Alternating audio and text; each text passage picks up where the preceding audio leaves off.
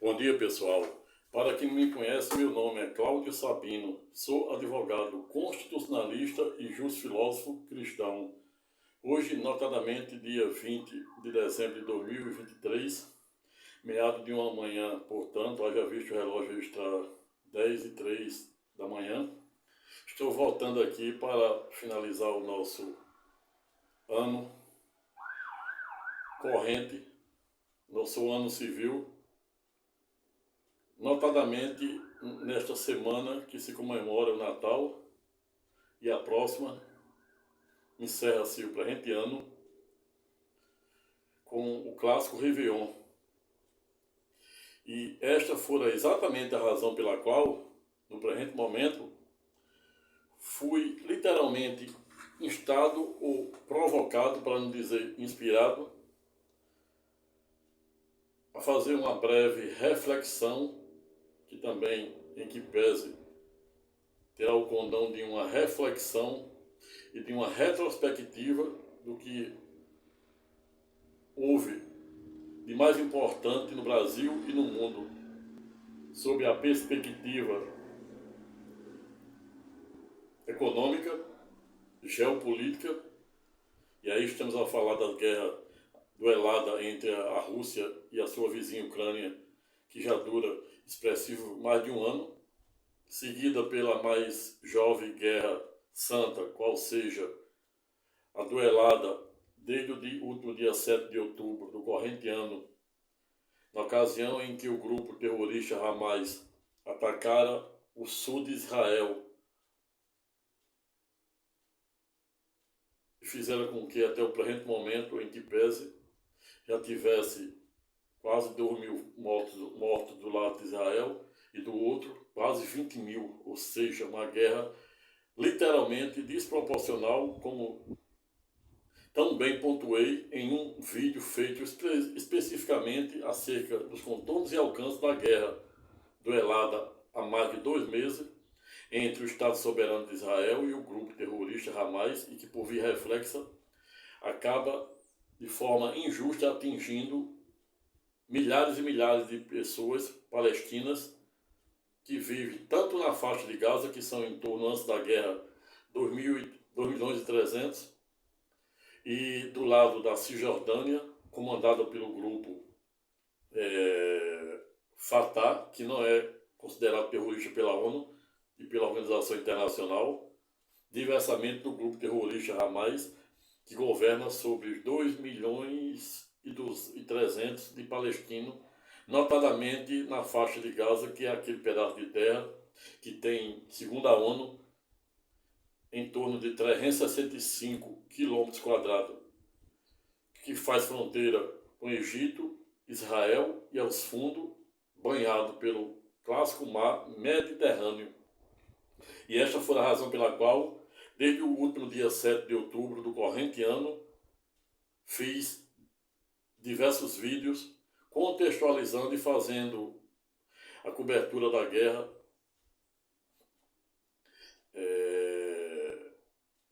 entre o grupo terrorista Hamas e o Estado Soberano de Israel, sob uma perspectiva teológica, pois se trata de uma guerra eminentemente santa, envolvida pelas 3 maiores religiões monoteístas do mundo, a saber, o cristianismo, cujo número de adeptos, em que pese, gira em torno de 2,5 bilhões no mundo.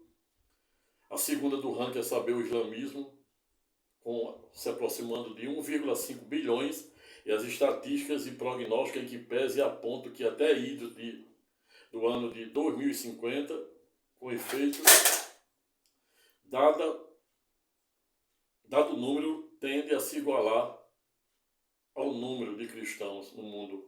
A terceira do ranking, não obstante mais antiga, longínqua ou remota, qual seja o judaísmo, com apenas 13 milhões de judeus no mundo, cuja sua maioria, em que pese, reside exatamente no Estado Soberano de Israel, onde está sendo palco de uma guerra duelada entre o grupo terrorista Hamas e o poderoso exército de Israel, com o apoio dos Estados Unidos.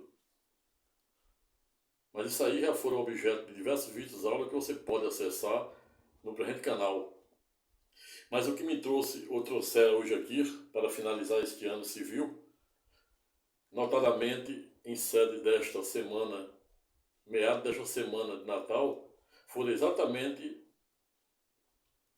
o propósito de fazer uma reflexão, sem ter a menor pretensão de esgotar a matéria e tampouco fazer nenhum demérito àqueles que, por algum viés ideológico, político, filosófico, teológico e jurídico, ao revés, pensam em sentido contrário, pois isso é democracia, como defendia o grande premier, por que não dizer, um dos maiores primeiro-ministros britânicos, qual seja Winston Churchill, quando discursara na Casa dos Comuns de Iso de 1947,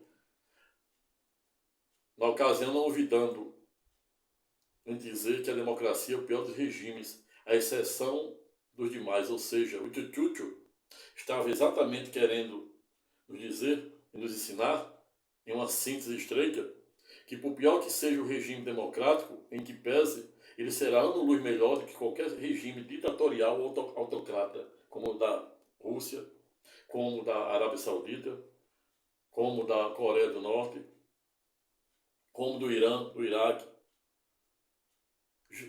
gerido e regidos por esses sistemas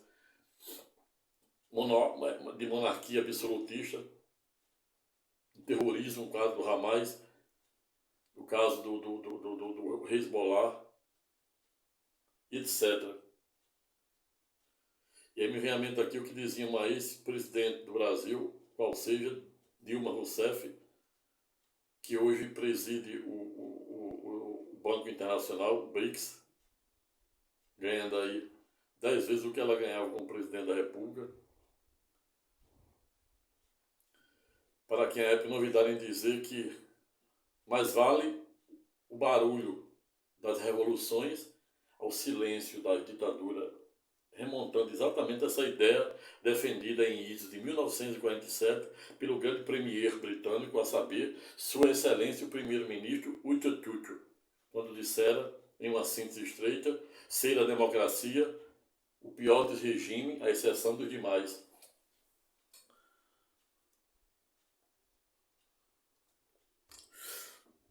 Mas o fato é que o mundo assiste de camarote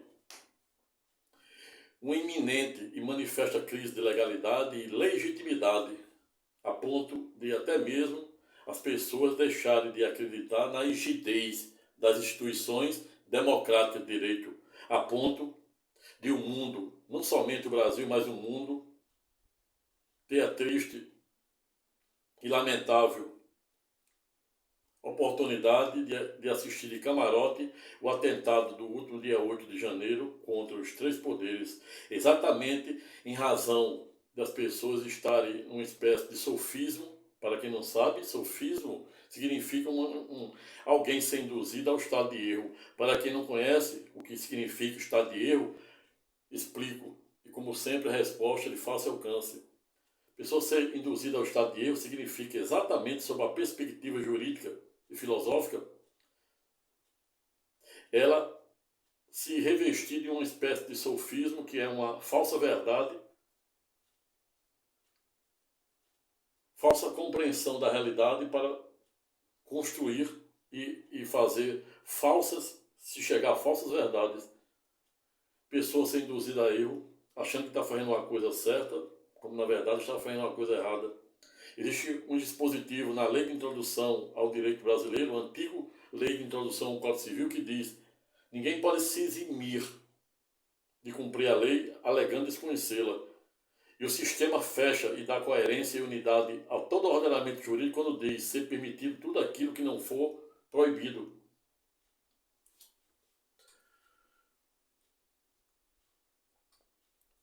Razão pela qual, no presente momento, resolvi criar o presente título, abre aspas, Natal e Ano Novo. Tudo novo ou mero rito de passagem? À luz de fato, valor e norma. Fecha aspas.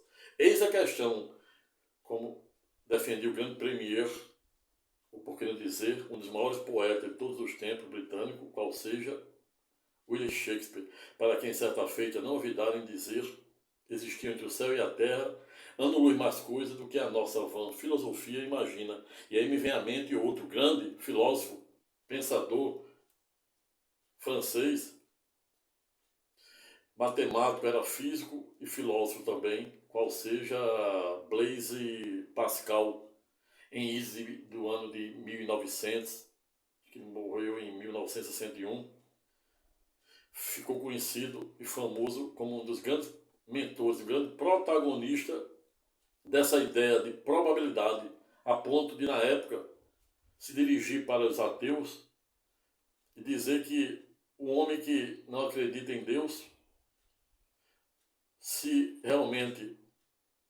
Deus existir, para os céticos, como os judeus, os ateus, pelo viés teísta ou ateísta, ele terá muito a perder, quiçá talvez seja muito tarde. Ao revés, para aquele que crê, aquele que é verdadeiro cristão, na acepção jurídica do termo, porque existe uma diferença entre crer e ser cristão. Todo cristão crê. Todavia, todo cristão é crente, mas nem todo crente é cristão. Até os ateus são crentes, porque para crer, para ser crente, basta crer em algo. Então, para até os judeus se declarar judeus, como muitos se declaram aí, até judeus não praticantes, como os católicos, e eu nunca vi algo tão engraçado, um ateu se declarar ateu não praticante, e aí eu admiro a honestidade intelectual do ateu que se declara não praticante. É como se realmente eles estivessem em cima do muro, e quando o bicho pegar, ele pula para dentro como se pudesse, pois só há o que se falar de salvação em vida, em morte jamais, sob o aspecto teológico. Outro sim, por via reflexa, também não é nem um pouco demasiado no ponto lembrar,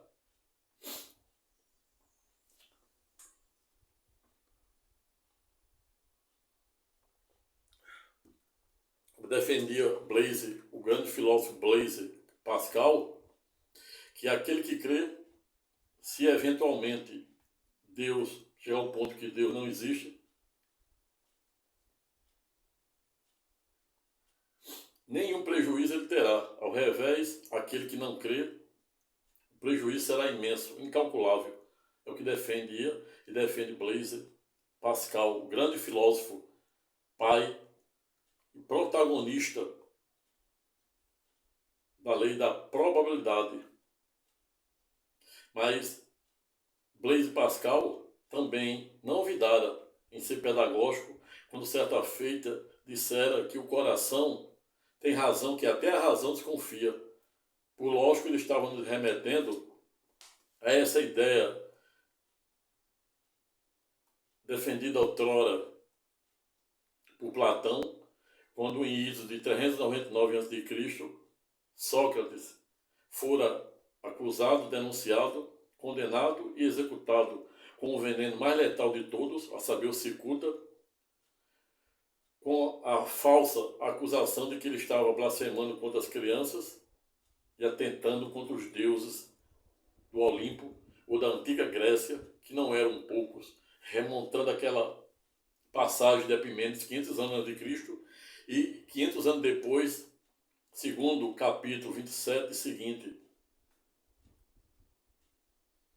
de Marcos, que é literalmente pedagógica, ou Atos dos Apóstolos 17 seguinte, que remonta a passagem em Coríntios em que Paulo de Tarso, aquele que escrevera mais de 50% do Novo Testamento com base na Nova e Eterna Aliança, fora Coríntios, na antiga Grécia, notadamente no Areópago, que era uma das cortes supremas da Grécia Antiga, juntamente com o tribunal dos Heliastas, que fora palco do julgamento e condenação do pai da filosofia, a saber, Sócrates, em idos de 399 a.C., mas na época Sócrates,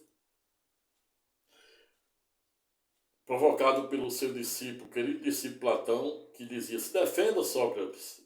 E ele disse: não vou me defender de algo que não existe. Por via reflexa, Jesus, quando fora submetido ao julgamento do Sinédrio, que era a primeira corte da época, composto por 70 anciãos, sob a chefia e sob o comando de Caifás. Eles também disseram que não tinha o que se defender. Quando ele foi submetido à segunda instância, a saber, o governador Pôncio Pilácio, em ato contínuo ele também.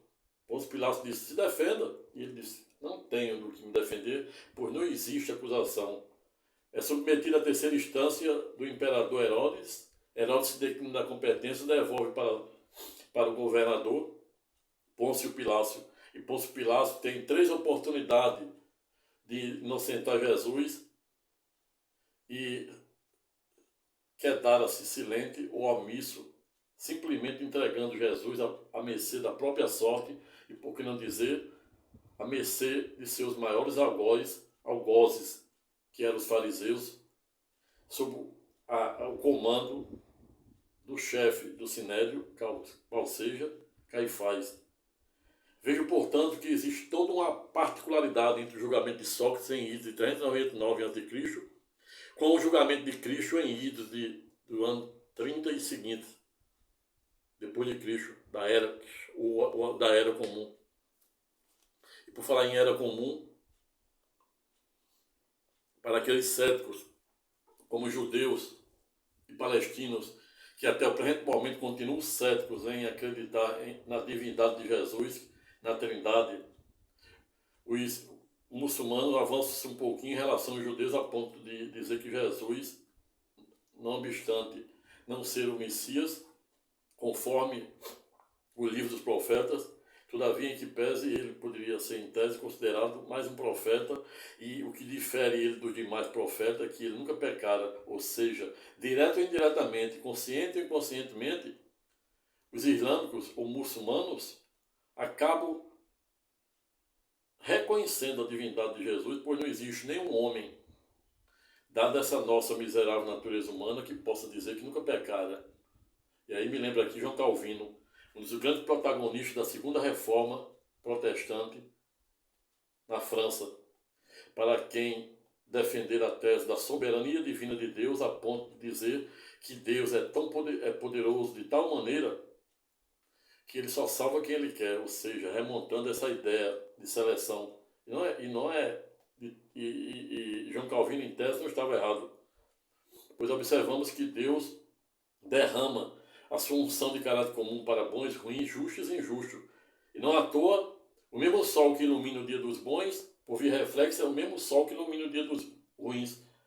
Assim como o mesmo sol que ilumina o dia dos justos, é o mesmo sol que ilumina o dia dos injustos. A mesma chuva que rega a lavoura dos bons e dos ruins é a mesma que rega a lavoura dos justos e injustos. Exatamente para Deus mostrar o tamanho de sua grandeza diante de todos nós. Mas Deus tem o seu galardão ou a recompensa para os seus queridos. No passado, eles escolheram Noé. Estabeleceram um prazo de graça, um estado de graça, um período de graça de 120 anos, para Moisés pregar para a população se arrepender da época. O fato é que mesmo depois de 120 anos, Moisés não conseguiu uma alma. Razão pela qual ele, sua família e um par de cada casal foram os únicos agraciados com salvo-conduto, com o advento do dilúvio, cuja duração fora de 1 ano. Em Sodoma e Gomorra, Deus mandara 2 anjos para destruir Sodoma e Gomorra, que estava ipsilis, ou seja, literalmente depravada na acepção jurídica do termo. Abraão intercede diante do Todo-Poderoso, pedindo clemência para ele não destruir Sodoma e Gomorra. O Todo-Poderoso retruca para Abraão: me dê ou dei-me uma razão para eu não destruir essas 2 cidades depravadas. E o patriarca Abraão, em ato contínuo, responde: e se eu arranjar 50 homens arrependidos, 50 almas boas, Deus, como é o único que larga 99 ovelhas para salvar uma, ele não iria olvidar em largar várias, deixar de destruir as duas cidades, qual seja Sodoma e Gomorra, para salvar 50 almas. O fato é que Abraão não consegue 50, baixa para 45, não consegue 45, baixa para 40, não consegue 40, baixa para 30, não consegue 30, baixa para 20, não consegue 20, diz: me perdoe o meu atrevimento. Mas se eu arranjar 10, o Todo-Poderoso enfatiza: se você me arranjar 10, em amor aos 10, não destruirei Sodoma e Gomorra. Mas o fato é que Abraão, ao revés, não conseguira uma alma arrependida. Razão pela qual Deus determina os dois anjos para salvar Ló e a sua família, e o outro anjo destruir Sodoma e Gomorra. Veja, portanto, o quão importante é a tese da soberania divina de João Calvino. E quando o filósofo, um dos maiores protagonistas francês, qual seja Blaise Pascal, defendera a tese da probabilidade, dizendo que aquele que crê em Deus não terá prejuízo nenhum se ele não existir, mas aquele que não crê, o prejuízo é incalculável. E quando o mesmo filósofo francês, em idos dos anos de 1960, fora pedagógico em assento estreito em dizer que o coração tem razão, que até a própria razão desconfia, ele estava realmente remontando o que Platão, em idos de 399, falava para o seu querido Sócrates.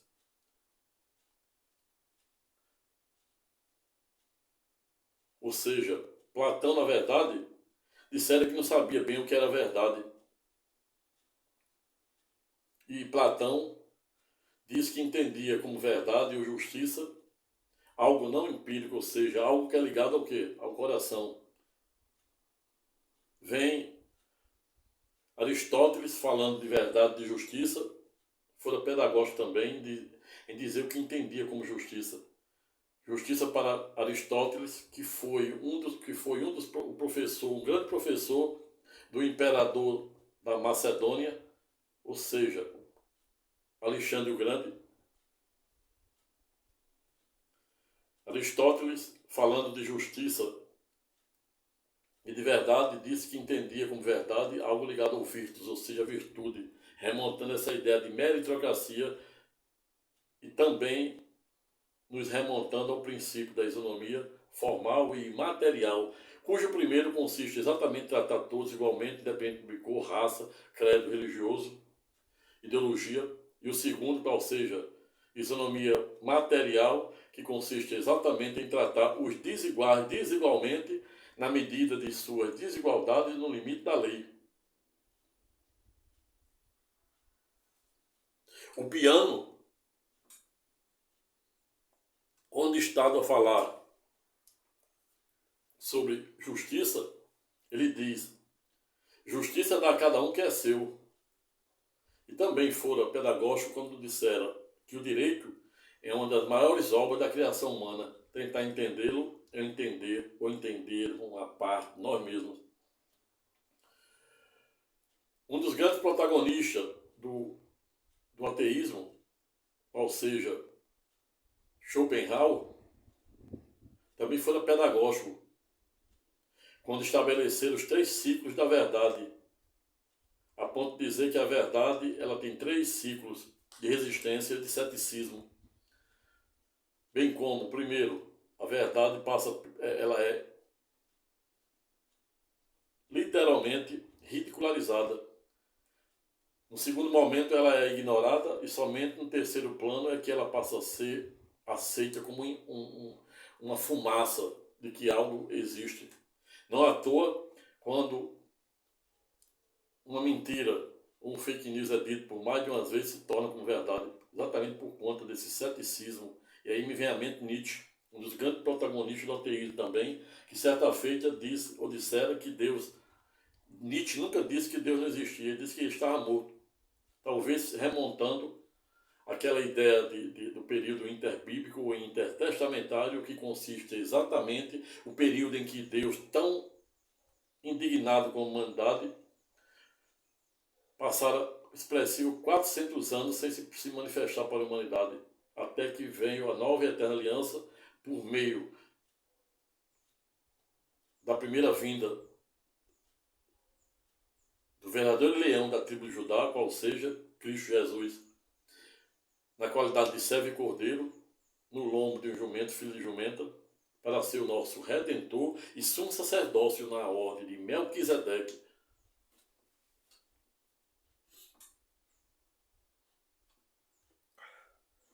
Schopenhauer também fora pedagógico, quando dissera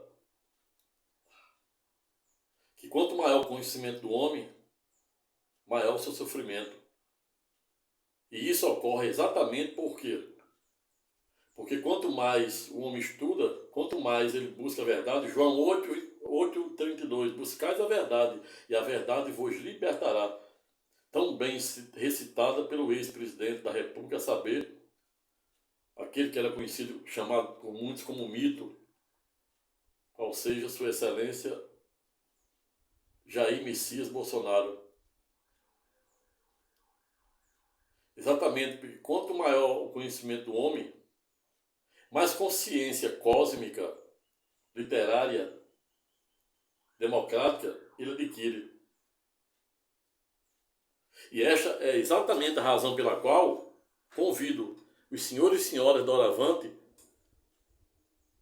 a fazer, nesta semana de Natal, e também se estenda a próxima do Réveillon, a maior viagem de todas. A maior viagem de todas, em que pese, não é, a gente não precisa ir daqui para o Japão, daqui para a Austrália, daqui para a Alemanha, daqui para os Estados Unidos, daqui para a Europa. A maior viagem de toda, em que pese, não ultrapassa a distância de aproximadamente 30 centímetros. É exatamente isso. 30 centímetros é a maior viagem em que o homem, no alto de sua grandeza e consciência intelectual, é capaz de fazer. Que é exatamente a distância do membro inferior do coração ao membro superior da cabeça. No coração reside emoções, amor exacerbado em si mesmo, ou seja, o narcisismo é exacerbado em si mesmo. No coração existe razão, como defendia o grande filósofo francês a saber, Blaise Pascal. No coração existe razões que até a própria razão desconfia. A razão é cega. A razão não. O coração, cheio de emoções, age por impulsos. Ele não é cognitivo. E não à toa tem aquela máxima que diz: aquilo que os olhos não veem, o coração não sente. E aí me lembro Jesus, quando fora pedagógico, quando disseram que a boca fala e que o coração está cheio, e o coração se farta com o que sai pela boca. Razão pela qual devemos fartarmos neste Natal e no Réveillon que se avizinha na próxima semana o nosso coração de coisas boas, a fim de atrairmos a energia cósmica necessária. E aí, por falar em energia cósmica, nos remonta automaticamente à lei da atração, tão bem defendida pelo filósofo Jamie Allen, a ponto de dizer que somos aquilo que pensamos. E aí me remonta também a ato contínuo, o grande protagonista da autoajuda, a saber, Napoleão Hill, quando em início do ano de 1900, um dos maiores magnatas, por que não dizer, o homem mais rico, considerado magnata do aço nos Estados Unidos desde 1990, a saber, Andrew Carnegie, considerado o magnata do aço, fornecia aço para pelo sistema de ferrovia e o sistema automobilístico dos Estados Unidos desde 1900, não ovidara em dizer que não iria deixar sua fortuna para os seus herdeiros, não obstante o mesmo ter deixado os herdeiros bem com o necessário para viver uma vida digna, para viver a dignidade humana. Mas o fato é que a grande fortuna deste empresário, a saber, Andrew Carnegie, foi deixado pelos Estados Unidos para museus, universidades, etc. Mas antes disso, ele teve uma extraordinária ideia de procurar um homem, jovem na época, a saber, Napoleão Hill, para lhe propor que ele viajasse o mundo por 20 anos, entrevistasse 6.000 pessoas de sucesso para saber o que eles fizeram para ter sucesso na vida. E aí, hoje, o livro de Napoleão Hill é um dos maiores best-sellers do mundo, um dos 9 livros mais vendidos no planeta. Mas Napoleão Hill, com base em 20 anos de pesquisas, entrevistando 20.000 homens de sucesso, que estabeleceram 16 princípios de como ter sucesso na vida. E um deles é no sentido de dizer que a pessoa que tem um perfil de fazer somente o que quer, não terá sucesso na vida. E quando eu falo sucesso na vida, entenda-se, não é só financeiro, é pessoal, é familiar, é nas amizades, é espiritual, é intelectual e etc. Lembre-se, contudo, no ponto que o rei Salomão, filho do rei Davi, e para quem não sabe, o rei Salomão governara Israel por expressivo 40 anos, compreendido entre o período de Idro de 1321 a 1371 a.C. Mas mesmo o rei Salomão, estando diante do Todo-Poderoso, em que pese, somente fizeram um pedido para o mesmo, que fora por sabedoria para ele governar sobre Israel.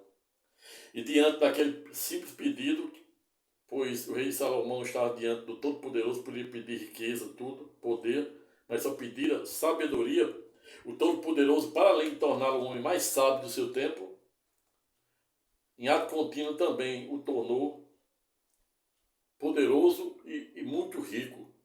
Não existia homem mais rico do que o rei Salomão, razão pela qual ele casou-se com 700 mulheres, todas princesas e ricas, e cada mulher dessas 700, todas princesas e ricas, que ele casava, ele ia agregando a riqueza ao império dele, ao reinado dele. Acha pouco, consegue mais 300 mulheres concubinas, somando-se 1.000. E este fato foi uma das razões pela qual o rei Salomão começou a desviar daquilo que refletia a vontade e o propósito de Deus. Mas o rei Salomão, em que pese, escrevera 3 livros, a saber, Cântico ou Cantares, que retrata a sua primeira vida ideológica que todos nós temos. E ele diz, quem é ela? Quem é ela? Quem é ela? Ela era a igreja de Filadélfia. E no segundo livro, Provérbio, o livro de sabedoria, que é um verdadeiro arcabouço jurídico e sob o aspecto ético e moral de como as pessoas devem regir as suas vidas em sociedade.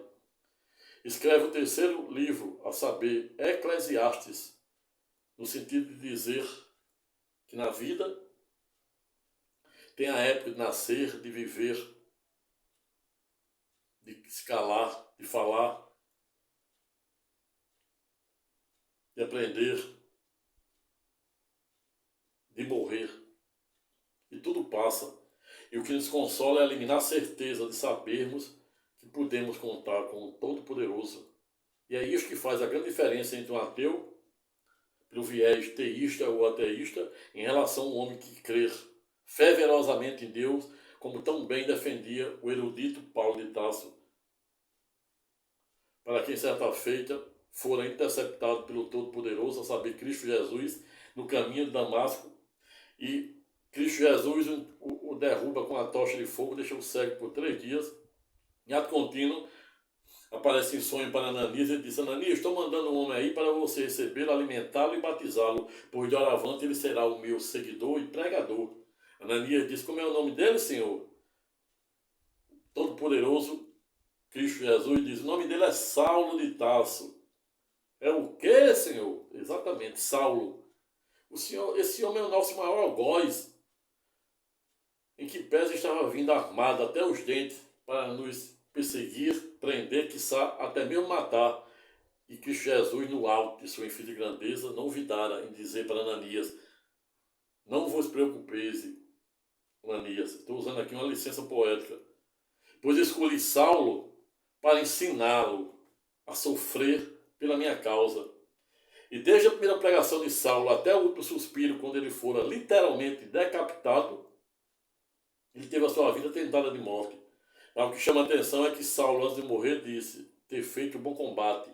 E o que é ser feito o bom combate? Fazer o bom combate é você, por mais que doa, por mais que seja perseguido, oprimido, injustiçado e humilhado, você não abrir mão dos valores éticos e morais. Você não abrir mão daquilo que você acredita, notadamente naquilo que reflete a vontade e o propósito de Deus. É isso. É exatamente isso que faz a diferença entre o homem que crê e o que não crê. Mas a maior viagem de todas não é aquela que se faz até a Europa, se faz até a Austrália, o Japão, a Rússia. E sim aquela que não leva a distância de 30 centímetros, que é exatamente a distância entre o coração e a cabeça. No coração está a emoção. Ela não é ponderável, ela é impulsiva. Na mente mora ou reside a razão, composta pelo tino e o tirocino, uma massa muscular de aproximadamente 2,5 kg, segundo a neurociência, composta por 100 bilhões de neurônios, cada uma dessas microcélulas nervosas enquanto células individuais, em que pese, são capazes de se multiplicar em 10 mil novas células elétricas a cada instante. Estamos a falar das clássicas sinapses que se formam no córtex, o córtex, a fim de mandar as mais diversas mensagens e comandos para o devido funcionamento de todas as células do nosso corpo. Romano 11, 12, 3:2 é pedagógico, por meio do erudito Paulo de Tarso, quando diz que não devemos nos amoldar ao padrão deste mundo. Devemos, pois, buscarmos, nos renovarmos por meio da nossa mente, para descobrir a boa, agradável e perfeita vontade de Deus. Veja, portanto, o quão fantástico é esta passagem, esse ensinamento de Romanos 12, 32, da lavra do erudito Paulo de Tarso, que escrevera 13 epístolas de Romano a Filemon. E há quem diga, como este que estávamos a falar, que a carta de Hebreus, também composta por 13 capítulos, em que pese é de sua autoria, dada a sua intelectualidade e, sobretudo, ao fato do mesmo, para além de ter sido um advogado assim como este que estávamos a falar, por vir reflexo também ter sido aluno de Dr. Gamaliel, que era doutor da Torá, ou seja, dos 5 livros escritos por Moisés, de Gênesis a Deuteronômio, onde Moisés prevê a sua própria morte. Veja, portanto, que não é fácil delimitarmos os verdadeiros contornos desse nosso existencialismo. Esse nosso existencialismo, esse nosso materialismo, tão bem defendido por Armínio. Esse mundo líquido em que os valores éticos e morais não estão mais em voga. As pessoas vivem como lilistas, vivendo desprovidas de valores éticos e morais. A vida não tem mais nenhum valor.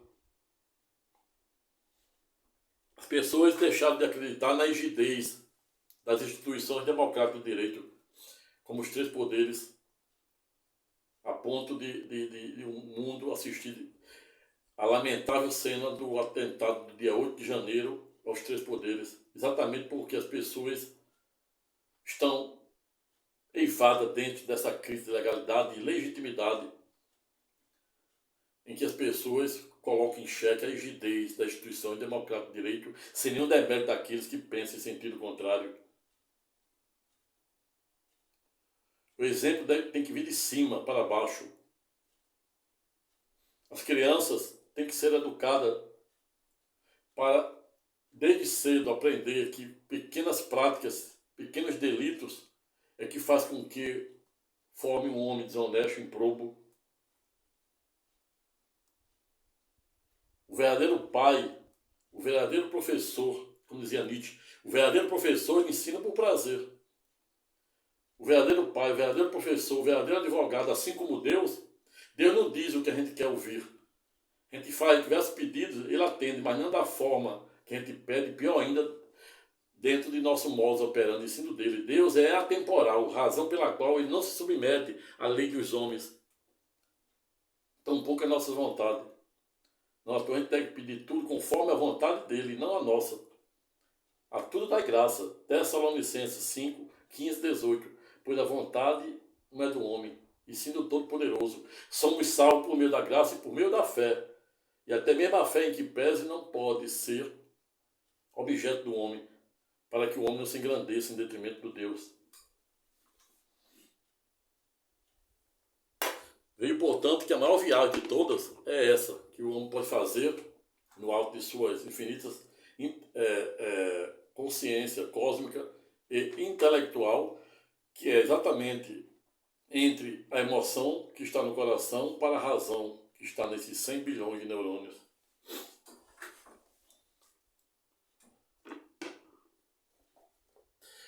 Um dos maiores imperadores, quiçá o maior, a saber, Marco Aurélio, em Roma, porque é considerado um dos maiores imperadores de Roma, porque foi exatamente a partir da saída e da morte do imperador Marco Aurélio que houve o declínio do Império Romano, provando que ele governara em seu período Roma antiga com tanta sabedoria que bastara ele sucumbir para Roma, o Império de Roma, e ao declínio.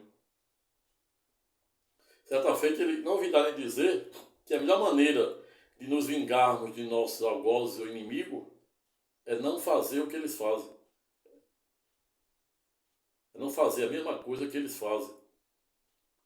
E aí me vem aqui à mente que diz Cristo Jesus,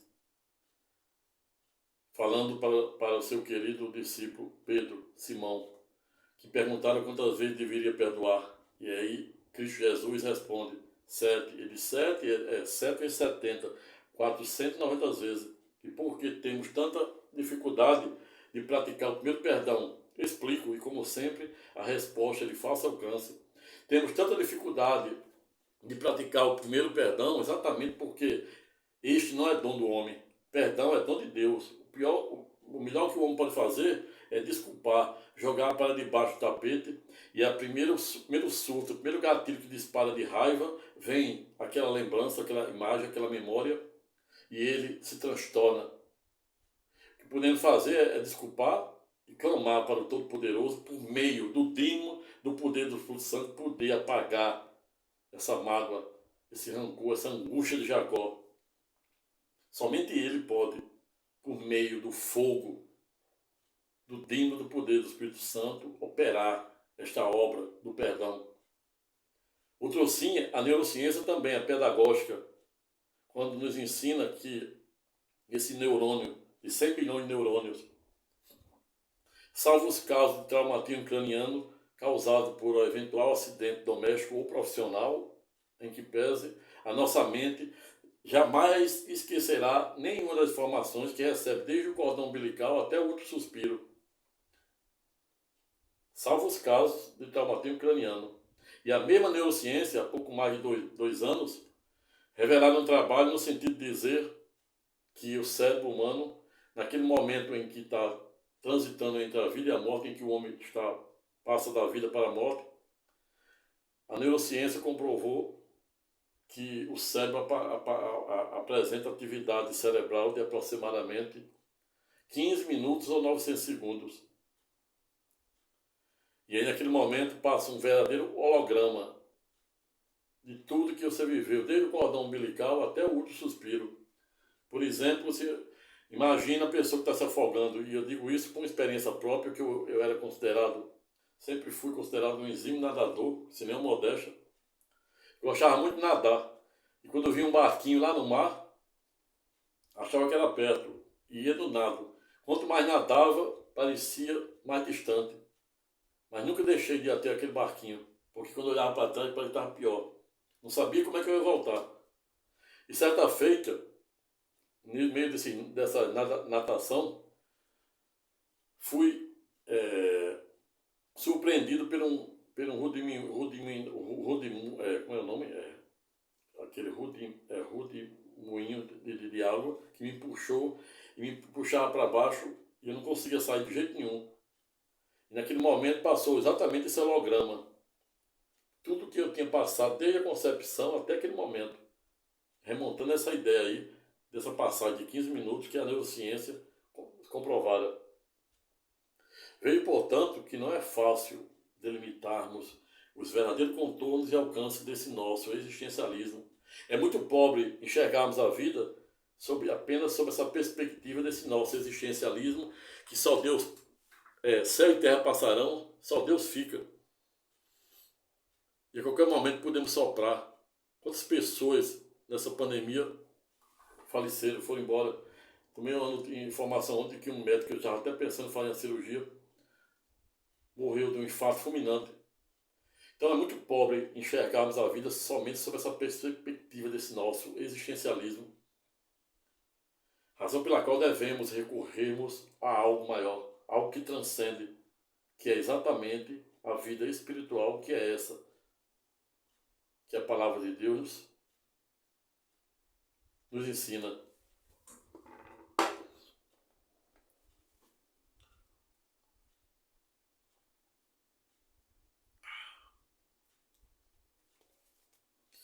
Estamos diante da semana do Natal e a próxima semana do Réveillon. Natal, na verdade, e Ano Novo, representa o quê? É tudo novo? Ou não passa de mero, de rito e passagem? Pois será muito difícil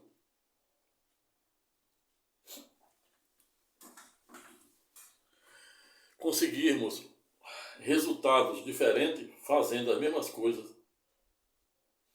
Razão pela qual o Natal, pergunta-se, o Natal e o Réveillon, tudo novo, ou não passa de um mero rito de passagem? Pois de nada adianta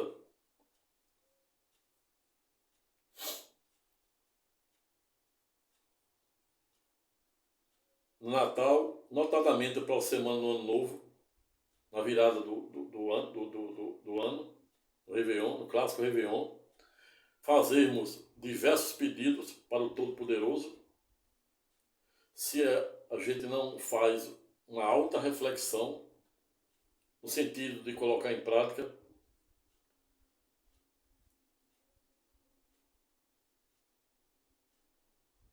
práticas diferentes, pois jamais iremos, segundo a neurociência, segundo Napoleão Hill e segundo a própria filosofia e a teologia, conseguimos resultados diferentes fazendo as mesmas coisas.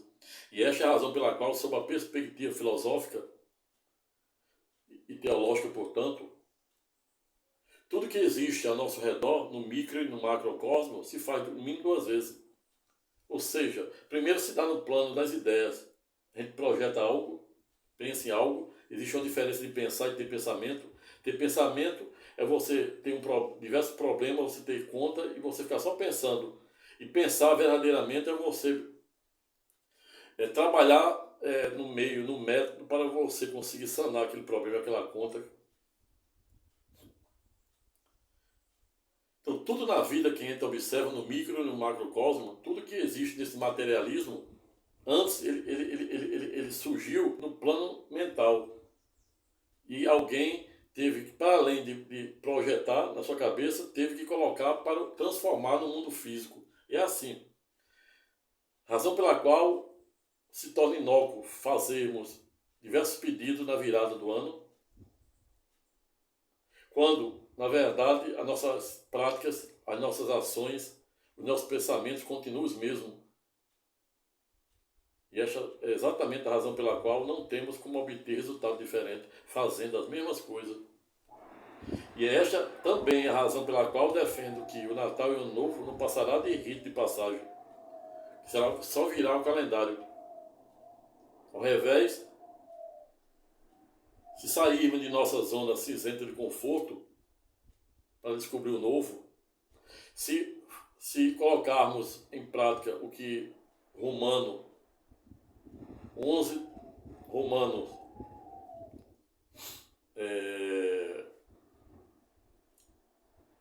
12:32 nos ensina, que não devemos nos amoldar ao padrão deste mundo, devemos, pois, buscarmos nos renovarmos por meio da nossa mente para descobrir a boa, agradável e perfeita vontade de Deus. A palavra de Deus é Deus se manifestando, falando e se manifestando pela voz e pelas ações humanas.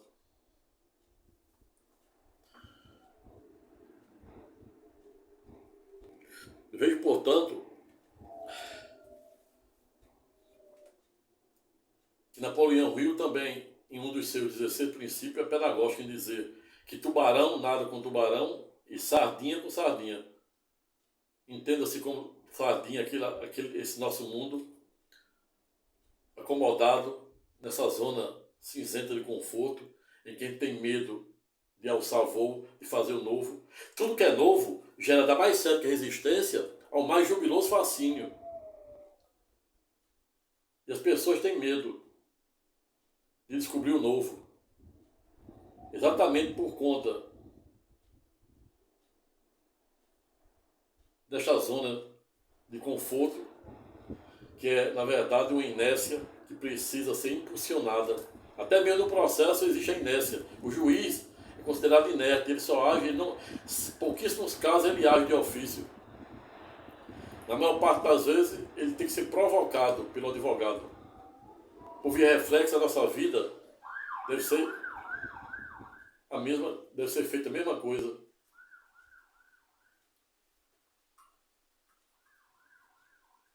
Porque senão não passa de letras mortas. Billy Graham, um dos grandes protagonistas do avivamento norte-americano, morreu em 99 anos, fora conselheiro de todos os presidentes de sua época. Também fora pedagógico no sentido de dizer que a fé sem ação ela é inócua, ela não atinge a sua plenitude. Tiago também é pedagógico quando diz que a fé ela deve ser fervorosa. A fé não pode ser como as ondas de um mar, flutuante, ela tem que ser uma fé rígida. Não à toa Paulo de Tarso nos ensina, em Romanos, o seguinte, que o verdadeiro cristão não pode ser frio nem morno, ele tem que ser fervoroso. Estreito é o caminho e largo é o caminho da perdição, da desgraça, do vício e da ignorância, cuja o vício e a ignorância em que pese é arquê, sob o aspecto filosófico, ou responsável por tudo de ruim que acontece no mundo. Muitas pessoas cometem crime, cometem injustiça, cometem ingratidão por mera ignorância. Errar é humano. Insistir na ignorância é burrice. Razão pela qual devemos sempre buscarmos a verdade, conforme João 8,32, combinado com Romanos 32,12, para diariamente buscarmos nos renovarmos por meio de nossa mente para descobrir a boa, agradável e perfeita vontade de Deus. É isso. 1000 cairão ao meu lado e 10.000 à minha direita, mas nada me abalará. Pois o Senhor dos Exércitos estará sempre comigo, conosco, hoje e sempre. Amém. A boca fala do que o coração está cheio, e o coração se farta com o que sai pela boca. Razão pela qual devemos fartar ou fartarmos nossos corações com palavras boas, amigas. Na vida não existe ninguém tão pobre que não possa ajudar com algo, ainda que esse algo seja uma palavra amiga, um aperto de mão, um abraço e um like no presente canal, uma inscrição no presente canal. Desde a criação do primeiro canal, qual seja, de maio do corrente ano, já fez mais de 100 vídeos no primeiro canal e nesse mais de 100, quase 200 também, de forma gratuita, versando sobre diversas temáticas do direito, da cidadania, para tentar te ajudar de alguma maneira, tentar te ajudar de uma maneira de autoajuda com o ensinamento da filosofia e até mesmo da teologia na plataforma do canal de ajuda do Alto do Tribunal de Cristo. Assim como também na vida não existe ninguém tão rico que não precise de algo. Ainda que esse algo também seja alguém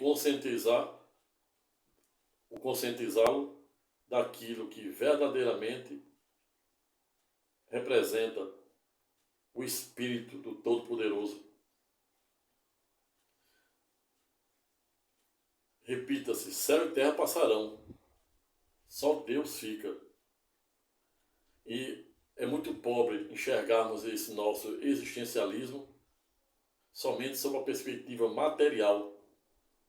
Tenhamos que construir uma riqueza eterna, uma riqueza espiritual.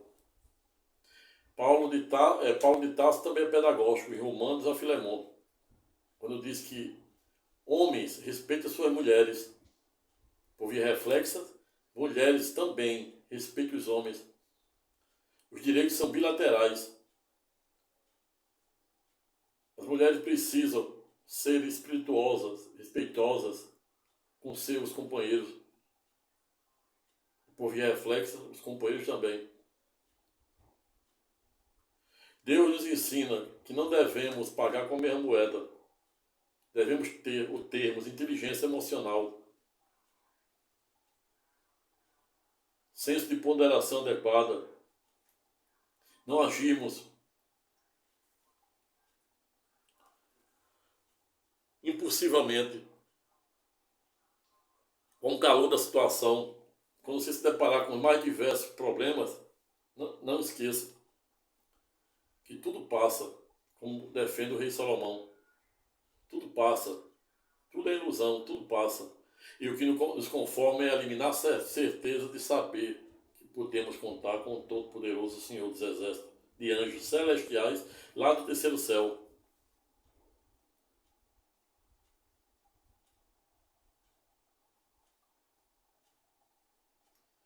Vejo, portanto, que é muito pobre observarmos ou entendermos esse nosso existencialismo somente sob a perspectiva terrena, física ou material.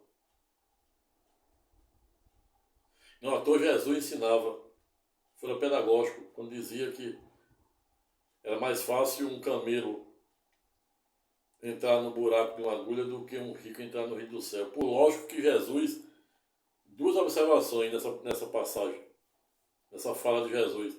Primeiro que ele não estava se referindo à agulha de costura, e sim às agulhas, o buraco das agulhas da antiga Judá, que era uma espécie de porto de alfândega, onde se cobrava imposto, e tinha uma portinha muito pequenininha que o camelo dificilmente passava ali. Em um segundo momento ele estava falando, não estava também dizendo que não era a favor de rico, ou você ter riqueza.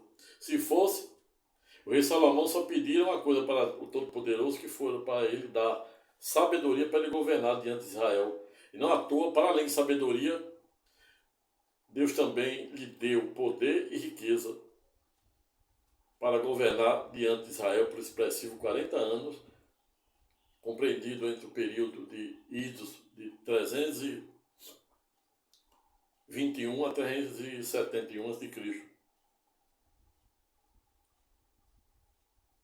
O rei Salomão diz: na vida tem a época de nascer, de viver, de aprender, a época de falar, a época de falar, de ouvir. Não à toa, Deus nos deu 2 olhos para enxergarmos mais, 2 ouvidos para ouvir mais, 2 narinas para sentirmos mais, 2 mãos para tocarmos mais, deu os sentidos. Visão, audição, olfato, tato, mas também nos deu a visão espiritual. e somente uma boca. Não à toa que Deus só nos deu uma boca, exatamente para a gente poder ouvir e observar e sentir mais do que se fala. Razão pela qual Cristo Jesus fora pedagógico quando dissera que a boca fala de que o coração está cheio e o coração se farta com o que sai pela boca. Razão pela qual finalizo o presente estudo temático desde já desejando para todos os ouvintes do presente canal Dr. Sabino, Advocacia News, e o outro Oráculo do Conhecimento da Fé, o primeiro criado em julho do corrente ano e o segundo criado em 4 de julho também do corrente ano. O primeiro com pouco mais de 3 mil seguidores, views, não obstante a minoria está inscrita, e o presente canal com mais de 6 mil, um pouco mais de 4 meses. Desde já agradeço a todos e a todas, inscritos e não inscritos, que direto e indiretamente vêm ouvindo, assistindo os mais diversos vídeos que venho postando, apesar de a maioria absoluta não ter ainda se inscrito no presente canal, razão pela qual convido os senhores e senhoras, de forma humilde, a se inscrever no presente canal. Se gostar do presente vídeo aula, compartilhar com o maior número de pessoas, dê o seu like para você ser avisado para os próximos vídeos que irei publicar. E se sentir vontade, não se resigne em deixar seu comentário de forma educada, respeitosa e elegante.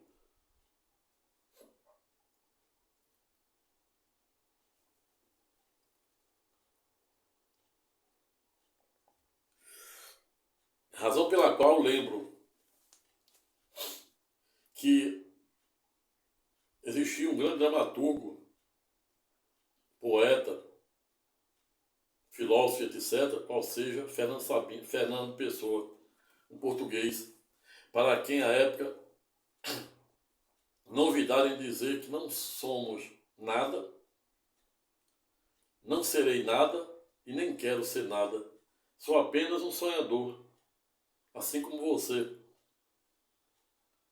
que nesse emaranhado de sonhos faço o maior esforço possível para diariamente ser uma pessoa melhor, uma pessoa mais justa, uma pessoa mais humana, uma pessoa mais solidária, uma pessoa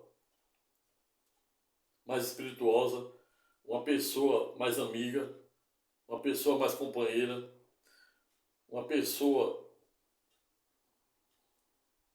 mais generosa, uma pessoa que tem a sensibilidade de se colocar no lugar do outro, pois a melhor maneira de entendermos o próximo é nos colocarmos no lugar de nosso próximo. E esta é a razão pela qual Fernando Pessoa sustentaram uma síntese estreita que não somos nada, não seremos nada e não devemos e não queremos ser nada. Ato contínuo para concluir o presente e singelo estudo reflexivo de Natal e Ano Novo, desejando Feliz Natal e um excelentíssimo Ano Novo para todos, agradecendo a todos os inscritos e não inscritos e trazendo a colação do presente, da presente síntese conclusiva, uma frase dita por um ex-presidente norte-americano, a saber, John Kennedy, para quem à época não ouvidaram em dizer que se a sociedade livre deste país não conseguir ajudar os muitos que são pobres, ao revés, não conseguirá igualmente salvar os poucos que são ricos. Em síntese, se unidos somos fracos, imagine desunidos. Pessoal, vou ficando por aqui. Tenham um excelente Natal, excelente Ano Novo. Se gostaram do presente vídeo, se inscreva no presente canal, compartilhe o presente vídeo com mais de 1.000 pessoas.